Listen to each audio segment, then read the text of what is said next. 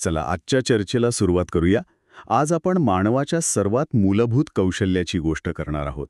म्हणजे थेट निसर्गातून आपलं पोट कसं भरायचं. आपल्यासमोर भूगोलाच्या अभ्यासातील काही साहित्य आहे जे आपल्याला या प्रवासावर घेऊन जातं. हो, हा एक प्रकारे आपल्या सगळ्यांच्या पूर्वजांचा प्रवास आहे. शिकार करण्यापासून ते जमीन नांगरण्यापर्यंत. ह्या सगळ्या क्रिया, ज्यांना आपण प्राथमिक आर्थिक क्रिया म्हणतो, त्या खरं तर मानव आणि निसर्ग यांच्यातील नात्याची पहिली ओळख आहेत. बरोबर. आणि आजचा आपला उद्देश फक्त या क्रियांची ओळख करून घेणं नाहीये, तर या स्रोतांच्या आधारे ती कहाणी उलगडणं आहे. कशी माणसाला सुरुवात केली, जगभरात हे व्यवसाय कसे पसरले आणि निसर्गाच्या लहरीपणाचा आणि आजच्या तंत्रज्ञानाचा त्यावर काय परिणाम होतोय हे सगळं आपण समजून घेणार आहोत. चला तर मग या कहाणीच्या सुरुवातीपासून सुरुवात करूया. नक्कीच. म्हणजे मानवाच्या सगळ्यात पहिल्या व्यवसायापासून. शिकार. हो, शिकार. शिकार म्हणजे आजकाल आपण याकडे खेळ किंवा हौस म्हणून पाहतो. पण एकेकाळी हा जगण्याचा एकमेव मार्ग होता, नाही का? पण ह्या स्रोतांमधली माहिती सांगते की आता व्यावसायिक शिकारीवर जवळजवळ पूर्णपणे बंदी आहे. असं का झालं? यामागे खूप साधं पण तितकंच गंभीर कारण आहे. माणसाने इतक्या मोठ्या प्रमाणावर शिकार केली की प्राण्यांच्या अनेक जाती एकतर कायमच्या संपल्या, म्हणजे नामशेष झाल्या, किंवा संपण्याच्या मार्गावर आहेत. अरे रे. हो, हा एक प्रकारे स्वतःच्याच पायावर धोंडा मारून घेण्यासारखा प्रकार झाला. त्यामुळे निसर्गाचा समतोल राखण्यासाठी जगभरातल्या सरकारांना व्यावसायिक शिकारीवर बंदी घालण्याशिवाय पर्याय उरला नाही. म्हणजे हा अतिवापराचा परिणाम आहे. हो. ही एक गोष्ट आपल्याला पुढेही अनेक ठिकाणी दिसेल असं वाटतंय. पण तरीही काही लोक आजही शिकार करतात, असं यात म्हटलंय. हो, पण ते फक्त आणि फक्त पोट भरण्यासाठी. त्यांचा तो धंदा नाहीये. अच्छा. ती त्यांची गरज आहे. जसं की दक्षिण आफ्रिकेच्या कलाहज वाळवंटातले बुशमेन लोक, किंवा विषुववृत्तीय घनदाट जंगलातले पिग्मी, आणि आपल्या भारतातही आहेत ना काही. हो, भारतातही अंदमान निकोबार बेटांवर सेंटिनल, जारावा यांसारख्या आदिम जमाती आहेत. त्या आजही आपल्या पारंपरिक पद्धतीने शिकार करून आणि जंगलातल्या गोष्टी गोळा करूनच जगतात. शिकारी सोबतच दुसरा व्यवसाय म्हणजे फळं, कंदमुळं गोळा करणं. म्हणजे एक प्रकारे निसर्गाच्या सुपरमार्केटमधून आपल्याला हवं ते घेणं. यात फक्त खायच्याच गोष्टी येतात का? नाही, अजिबात नाही. या सुपरमार्केटमध्ये बरंच काही मिळतं. फळं आणि कंदमुळं तर आहेतच, पण त्यासोबत फुलं, पानं, औषधी वनस्पती, डिंक, राळ, लाख, मध, मेण अशी मोठी यादी आहे. बापरे. आणि गंमत म्हणजे यातल्या काही गोष्टींना शहरांमध्ये इतकी मागणी आहे की आता हे काम व्यापारी तत्वावर, म्हणजे पैसे कमवण्यासाठी मोठ्या प्रमाणावर केलं जातं. आता इथे एक गोष्ट मला जरा विचित्र वाटली. या माहितीनुसार विषुववृत्तीय प्रदेशात, म्हणजे जिथे ॲमेझॉनसारखी घनदाट जंगलं आहेत, तिथे साधनसंपत्ती तर भरपूर असणार, पण तरीही तिथे हा व्यवसाय मोठ्या स्तरावर का चालत नाही? तुमचा प्रश्न अगदी अचूक आहे. याचं उत्तर असं आहे की निसर्ग देतो, पण तोच अडथळाही बनतो. म्हणजे असं की तिथलं हवामान प्रचंड दमट आणि रोगट असतं, जिथे अनेक आजार पसरण्याचा धोका असतो. जंगलं इतकी घनदाट असतात की आत शिरायलाही वाट नसते. मग तिथून माल बाहेर आणणं तर खूपच लांबची गोष्ट. आणि प्राणी वगैरे? हो, आणि या सगळ्यावर कडी म्हणजे विषारी साप, कीटक आणि इतर जंगली प्राण्यांचा नुघा तर तरेमच असतो. म्हणजे इतक्या सगळ्या अडचणींमुळे तिथून मोठ्या प्रमाणात माल गोळा करून विकणं परवडतच नाही. अगदी बरोबर. निसर्गाची देणगी असूनही ती वापरण्यात निसर्गच आव्हान निर्माण करतो. म्हणूनच हा व्यवसाय तिथे फक्त स्थानिक लोक त्यांच्या गरजेपुरताच करतात, व्यापारी तत्वावर नाही. जंगलातल्या जमिनीवरच्या गोष्टी गोळा करण्यापासून आता माणसाची नजर वर गेली असणार, झाडांकडे. ज्यामुळे पुढचा मोठा व्यवसाय सुरू झाला, लाकूड तोड. पण सगळ्याच जंगलांमधून सारखं लाकूड मिळत नाही, बरोबर बोललो. इथली झाडं खूप उंच आणि विविध प्रकारची असतात, पण त्यांचं लाकूड इतकं कठीण आणि टणक असतं की ते कापायला आणि वापरायला खूप अवघड जातं. अच्छा. त्यामुळे तिथे व्यापारी लाकूडतोड जवळजवळ होत नाही. होतच नाही. आणि दुसरा प्रकार जो आपल्या जास्त ओळखीचा आहे, मान्सूनची जंगलं. हो, उष्ण कटिबंधीय पानझडी वने, ही आपल्याकडे आढळतात. ही जंगलं तशी विरळ असतात, लाकूडही उपयोगी असतं. पण अडचण ही आहे की ही जंगलं जास्त लोकवस्तीच्या जवळ आहेत. अच्छा. त्यामुळे जंगलतोड झाली असणार. प्रचंड. शेतीसाठी आणि घरं बांधण्यासाठी इतकी जंगलतोड झाली आहे की आता तिथे व्यापारी तत्वावर लाकूड तोड करण्यासारखं फार काही उरलेलंच नाही. म्हणजे एकतर लाकूड खूप कठीण आहे किंवा जंगलच कमी झाली आहेत. मग व्यावसायिक लाकूड तोडीसाठी जगातली सर्वोत्तम जागा कोणती? असा कोणता स्वीट स्पॉट आहे? आहे, आणि तो म्हणजे समशीतोष्ण कटिबंधीय सूचीपर्णी वने. सूचीपर्णी म्हणजे कॅनडा, रशिया, स्कॅन्डिनेव्हियन देशांमध्ये पसरलेली पाईन, फर, स्प्रूस वृक्षांची जंगलं. ही जंगलं म्हणजे व्यापारी लाकूड तोडीसाठी जणू काही जॅकपॉटच आहेत. जॅकपॉट. असं काय खास आहे या जंगलांमध्ये? याचं कारण म्हणजे निसर्गाने इथे जणू काही उद्योगांसाठीच सोय करून ठेवली आहे. एकतर इथे मैलोनमैल एकाच प्रकारची झाडं आढळतात, त्यामुळे एकाच वेळी एकाच गुणवत्तेचं भरपूर लाकूड मिळतं. ओके, म्हणजे व्हरायटी नाही, पण क्वांटिटी आणि कन्सिस्टन्सी आहे. बरोबर. दुसरं म्हणजे ही झाडं सरळ सोट आणि उंच वाढतात, त्यामुळे ती कापायला आणि वाहून न्यायला सोपी असतात. आणि सगळ्यात महत्त्वाचं, काय? यांचं लाकूड मऊ असतं. अच्छा, मऊ लाकूड. म्हणजे फर्निचर, कागद, आगपेटीच्या काड्या या सगळ्यांसाठी हेच लाकूड लागत असणार. म्हणजे IKEA सारख्या कंपन्या किंवा जगातला कागद उद्योग याच जंगलांवर अवलंबून आहे असं म्हणता येईल का? शास्त्र आणि अर्थशास्त्राचा एक अफलातून संगम आहे. निसर्गाने तयार केलेला कच्चा माल थेट जागतिक उद्योगांना चालना देतो. यामुळेच जगातली सर्वात जास्त व्यावसायिक लाकूड तोड याच जंगलांमध्ये होते. पण मग याचा दुसरा धोकादायक परिणामही असणारच. हो, आणि तो आपण सगळेच अनुभवतोय.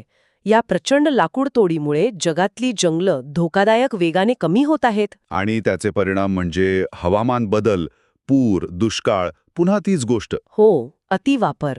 तर आपण जमिनीवरच्या आणि जंगलातल्या संपत्तीबद्दल बोललो, पण माणसाला लवकरच कळलं असणार की जमिनी इतकीच किंबहुना त्याहून जास्त संपत्ती समुद्रात दडलेली आहे.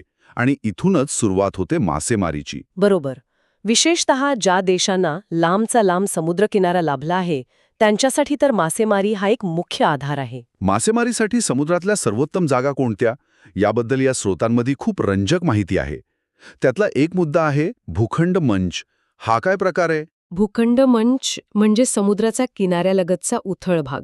सोप्या भाषेत सांगायचं तर हा समुद्राचा शॅलो एंड आहे, जिथे खोली 200 मीटरपेक्षा कमी असते. ओके. यामुळे सूर्यप्रकाश थेट तळापर्यंत पोहोचतो. आणि जिथे सूर्यप्रकाश, तिथे वनस्पती वाढतात. इथे वाढणाऱ्या सूक्ष्म वनस्पतींना प्लवंक, प्लँक्टन म्हणतात. आणि हे प्लवंक म्हणजे माशांचं आवडतं खाद्य. म्हणजे भूखंड मंच हे एक प्रकारे माशांसाठीच एक मोठं बुफे आहे. एकदम. त्यामुळे तिथे मासे जमा होतात. हे खूप सोपं आणि तर्कसंगत आहे. अगदी. पण दुसरा घटक तर यापेक्षाही जास्त नाट्यमय आहे. तो कोणता? तो म्हणजे जिथे समुद्राचे उष्ण आणि थंड प्रवाह एकमेकांना येऊन मिळतात. थांबा, दोन प्रवाह एकत्र आल्याने मासेमारीचा काय संबंध? हे तर एखाद्या सिनेमाच्या कथेसारखं वाटतंय. हे नेमकं कसं काम करतं? कल्पना करा, जेव्हा एक गरम आणि एक थंड पाण्याचा प्रवाह एकमेकांवर आदळतो, तेव्हा तिथे पाण्यात एक प्रकारची घुसळण होते. या घुसळणीमुळे समुद्राच्या तळाशी असलेले पोषक घटक वर येतात आणि या पोषक घटकांमुळे तिथे प्लवंकची म्हणजे माशांच्या खाद्याची अक्षरशः स्फोटक वाढ होते. अरे वाह! त्यामुळे तो भाग माशांसाठी एक मोठी मेजवानीच ठरतो. मासे तिथे फक्त खायलाच नाही, तर अंडी घालायलाही मोठ्या संख्येने येतात. वाह! म्हणजे प्रवाहांचा संगम हा माशांसाठी 5 स्टार हॉटेल आहे. याचं एखादं प्रसिद्ध उदाहरण दिलंय का? हो, जपान हे याचं सर्वोत्तम उदाहरण आहे. जपानजवळ कुरोशिओ नावाचा उष्ण प्रवाह आणि आयोशिओ नावाचा थंड प्रवाह एकत्र येतात. अच्छा. त्यामुळे जपानच्या आसपासचा समुद्र मासेमारीसाठी जगप्रसिद्ध आहे. तसंच उत्तर अमेरिकेजवळ ग्रँड बँक आणि युरोपजवळ डॉगर बँक ही सुद्धा अशीच ठिकाणं आहेत. हे झाले नैसर्गिक घटक. पण या स्रोतांनुसार फक्त निसर्गाने देऊन भागत नाही. नाही, मानवी घटकही तितकेच महत्वाचे आहेत. जसे की जपान आणि चीनसारख्या देशांमध्ये पिढ्यानपिढ्या मासेमारीचं कौशल्य जपलं गेलंय. फिलिपिन्ससारख्या देशात लोकसंख्या प्रचंड आहे, पण शेतीला जमीन कमी.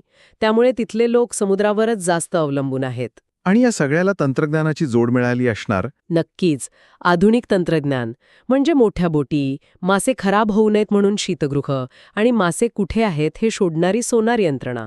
या सगळ्यामुळे मासेमारी आता एक मोठा जागतिक उद्योग बनला आहे. म्हणजे निसर्गाची देणगी, माणसाचं कौशल्य आणि तंत्रज्ञानाची साथ. आता आपण जमिनीवरच्या एका वेगळ्या व्यवसायाकडे वळूया, जिथे माणूस निसर्गातून काही घेण्याऐवजी निसर्गाच्या मदतीने काहीतरी वाढवतो.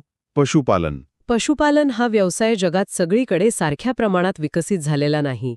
तो प्रामुख्याने जगाच्या काही विशिष्ट पट्ट्यांमध्येच जास्त दिसतो. असं का? याचं कारण म्हणजे तिथे असलेली विस्तीर्ण गवताळ कुरणं, जसं उत्तर अमेरिकेतली प्रेयरी, युरेशियातली स्टेप्स, अर्जेंटिनातले पंपाज किंवा ऑस्ट्रेलियातले डाऊन्स. अच्छा. ही मोकळीच्या मोकळी गवताळ मैदानं म्हणजे पशुपालनासाठी नंदनवनच आहे. आणि याच प्रदेशात म्हणजे ऑस्ट्रेलिया, अमेरिका, न्यूझीलंड इथे हा व्यवसाय खूप आधुनिक पद्धतीने केला जातो नाही का? हो, कारण तिथे हा व्यवसाय व्यापारी तत्वावर केला जातो. हजारो एकरच्या फार्मवर हजारो जनावरं असतात. सगळं काम यंत्रांच्या सहाय्याने होतं. मांस, दूध, लोकर यांचं उत्पादन जागतिक बाजारपेठेसाठी केलं जातं. आणि याच्या उलट या उलट विषुववृत्तीय प्रदेशात घनदाट जंगलं, रोगट हवामान आणि निकृष्ट चारा यामुळे पशुपालनाचा विकासच झालेला नाहीये. आणि आशियाई देशांबद्दल काय? आपल्याकडे पशुपालन कसं केलं जातं? आपल्याकडे म्हणजे भारतात आणि इतर आशियाई देशांमध्ये पशुपालन हा स्वतंत्र व्यवसाय म्हणून कमी, पण शेतीला जोडधंदा म्हणून जास्त केला जातो. म्हणजे शेतीच्या कामासाठी बैल, दुधासाठी गाय म्हैस असं स्वरूप आहे. तो पश्चिमेकडच्या देशांसारखा पूर्णपणे व्यावसायिक नाही. बरोबर. आता आपण जमिनीवरच्या आणि पाण्यावरच्या गोष्टींबद्दल बोललो, पण माणसाची भूक इथेच थांबली नाही. त्याने जमिनीच्या पोटात काय दडलंय याचाही शोध घ्यायला सुरुवात केली. आणि इथे सुरू होतो खाणकाम हा व्यवसाय. आणि खाणकाम हा व्यवसाय थेट मानवी संस्कृतीच्या विकासाशी जोडलेला आहे. या स्रोतांमध्ये खूप छान मांडलंय की मानवी इतिहासाचे टप्पेच आपण खनिजांच्या नावाने ओळखतो. पाषाण युग, ताम्रयुग, कांस्य युग, लोहयुग आणि आजचं अणुयुग. खरंय. हा सगळा प्रवास म्हणजे माणसाने जमिनीखालून वेगवेगळी खनिजं शोधून ती वापरायला शिकण्याची कहाणी आहे. ही खूप महत्वाची गोष्ट आहे. आत्तापर्यंत आपण जेवढे व्यवसाय पाहिले, शेती, मासेमारी, जंगलतोड, या सगळ्यांवर हवामान आणि नैसर्गिक परिस्थितीचा खूप मोठा परिणाम होतो. खाणकामाचंही तसंच आहे का? नाही, आणि हाच यातला सर्वात मोठा आणि महत्वाचा फरक आहे. काय फरक आहे? खाणकामाचा हवामान किंवा अक्षांशांशी थेट संबंध नसतो. खनिजं कुठे सापडतील हे पूर्णपणे तिथल्या भूगर्भ रचनेवर अवलंबून असतं. जर कोळसा आर्क्टिकच्या बर्फाखाली सापडला तर खाणकाम तिथेच करावं लागेल, आणि सोनं वाळवंटात सापडलं तर तिथे. निसर्ग तुम्हाला पर्याय देत नाही. बरोबर. पण फक्त खनिजं सापडून भागत नाही, ती बाहेर काढण्यासाठी इतरही गोष्टी लागत असणार. हो, नक्कीच. त्यासाठी प्रचंड भांडवल लागतं, प्रगत तंत्रज्ञान लागतं आणि कुशल कामगार लागतात. म्हणूनच ज्या देशांकडे या तिन्ही गोष्टी आहेत तेच देश खाणकाम व्यवसायात पुढे आहेत. आणि साहजिकच ज्या देशात खाणकाम विकसित होतं तिथे त्यावर आधारित मोठे उद्योग उभे राहतात आणि त्या देशाचा आर्थिक विकास वेगाने होतो. अगदी. आणि आता आपण येऊया त्या प्राथमिक क्रियेकडे, जी जगातले सर्वाधिक लोक करतात आणि जिने मानवी संस्कृतीला कायमचं बदलून टाकलं. शेती. हो, शेती हा सर्वात व्यापक आणि महत्वाचा प्राथमिक व्यवसाय आहे. याबद्दल एक आकडेवारी या स्रोतांमध्ये आहे जी खरंच आपल्याला विचार करायला लावते. कोणती आकडेवारी? ती म्हणजे आफ्रिका खंडात आजही जवळपास 47% लोक शेतीवर अवलंबून आहेत, जे जगात सर्वाधिक आहे. याउलट युरोप, अमेरिका, ऑस्ट्रेलिया यांसारख्या विकसित देशांमध्ये प्रचंड मोठी शेतजमिनीचे पट्टे असूनही शेती करणाऱ्या लोकांचं प्रमाण खूप कमी आहे. किती कमी? युरोपमध्ये तर ते फक्त 8% आसपास आहे. अरे वा, हा फरक खूपच मोठा आहे. हां, या एका आकडेवारीवरून देशांच्या विकासाचा स्तर किती वेगळा आहे हे लगेच लक्षात येतं. चला तर मग शेतीचे काही मुख्य प्रकार पाहूयात. सुरुवात करूया सखोल उदरनिर्वाहक शेतीपासून. नावावरूनच थोडा अंदाज येतोय. हो, सखोल म्हणजे कमी जागेत जास्त कष्ट करून पीक घेणं, आणि उदरनिर्वाहक म्हणजे प्रामुख्याने स्वतःच्या कुटुंबाची गरज भागवण्यासाठी करणं. हा प्रकार कुठे आढळतो? हा प्रकार आशियातल्या दाट लोकवस्तीच्या देशांमध्ये जसं की भारत, चीन, बांगलादेश इथे जास्त दिसतो. इथे पिढ्यानपिढ्या जमिनीची वाटणी होऊन तुकडे लहान झालेले असतात, त्यामुळे कमीत कमी जागेत जास्तीत जास्त उत्पादन काढण्याचा प्रयत्न केला जातो. यात माणसाचे आणि प्राण्यांचे कष्ट खूप असतात. आपल्याकडेची भात शेती हे याचं उत्तम उदाहरण म्हणता येईल. अगदी. म्हणजे ही ती शेती आहे जी आपल्यापैकी अनेकांनी आपल्या गावाकडे पाहिली असेल. आणि याच्या अगदी विरुद्ध प्रकार कोणता? तो म्हणजे विस्तृत व्यापारी धान्य शेती. विस्तृत म्हणजे प्रचंड पसरलेली. ही कुठे दिसते? ही अमेरिका, कॅनडा, ऑस्ट्रेलियातल्या गवताळ प्रदेशात दिसते. इथे शेती म्हणजे आपल्या कल्पनेच्या बाहेरची असते. हजारो हेक्टरची एकसंध शेतं. पेरणीपासून ते कापणीपर्यंत सगळी कामं मोठमोठ्या मशीननी केली जातात. माणसं खूप कमी लागतात. अच्छा. आणि उत्पादनाचं काय? इथे हेक्टरी उत्पादन कमी असतं, पण एका माणसामागे मिळणारं उत्पादन प्रचंड जास्त असतं.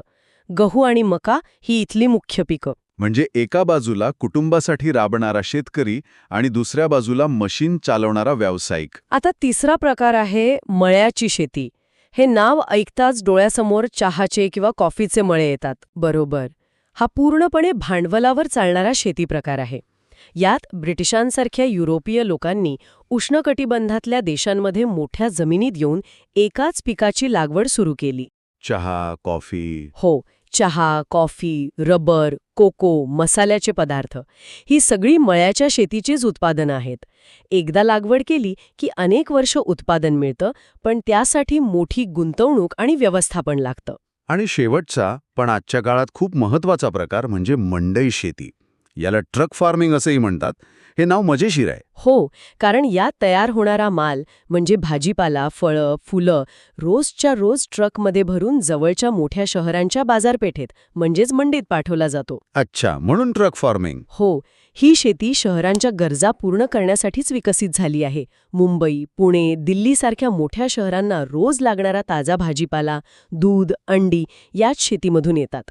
ही खूप आधुनिक आणि शास्त्रीय पद्धतीने केली जाते. तर या सगळ्या प्रकारांवरून एक गोष्ट स्पष्ट होते की कुठे कोणत्या प्रकारची शेती होणार हे फक्त जमीन आणि हवामानावर अवलंबून नाही. नाही, तर पैसा, बाजारपेठ, वाहतूक आणि सरकारची धोरणं यावरही तितकंच अवलंबून आहे. म्हणजे नैसर्गिक आणि मानवी घटक दोन्ही महत्वाचे. अगदी.